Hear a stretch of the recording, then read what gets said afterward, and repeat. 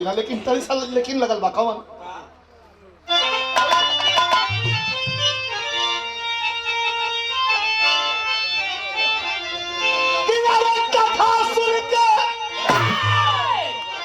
कथा सुन के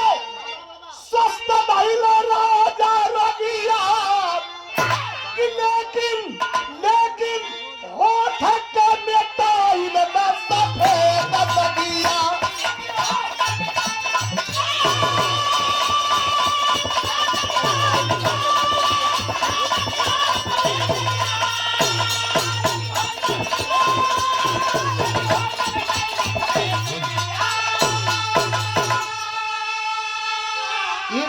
सारण सब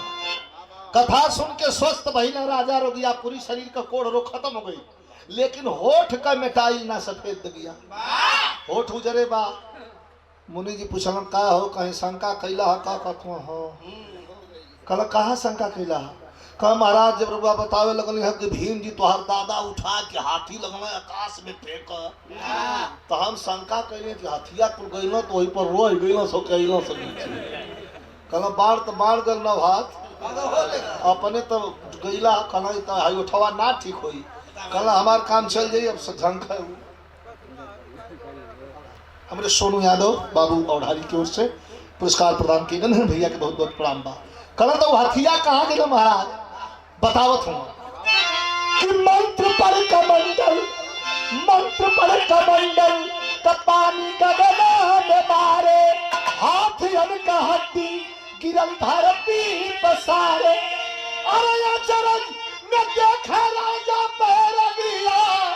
लेकिन होठ का मिटाई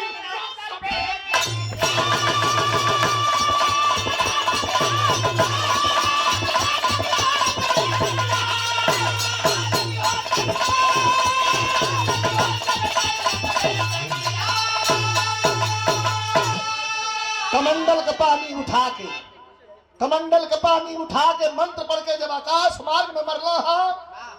तो हर हर हर हर मोटी मोटी पलंगरी के गोड़ा मत धाड़ धूड़ भाड़ भूड़ लगल हाथ इनका हड्डी गिरे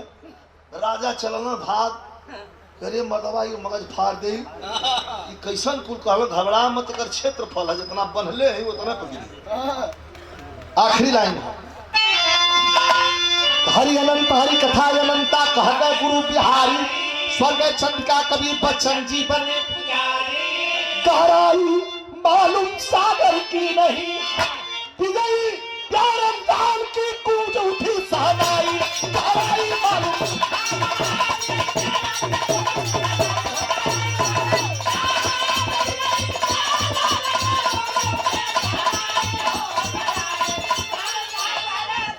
और ये सर्वेश यादव प्रत्याशी जिला पंचायत सदस्य मनिहारी द्वितीय से पुरस्कार दिलन है। बहुत बहुत धन्यवाद।